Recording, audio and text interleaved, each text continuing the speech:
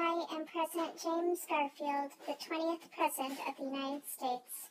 I was born in Ohio in 1831 and was elected to office in March of 1881.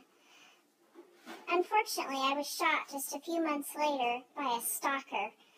July of 1881, I was shot in the chest, and 3 months of suffering later, I died in September of that year.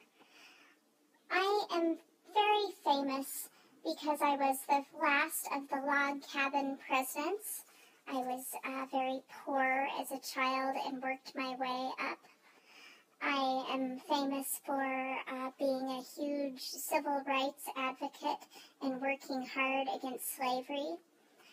I'm also noted for having the idea of government-funded universal education for everyone, which was a strange idea back when I was a kid.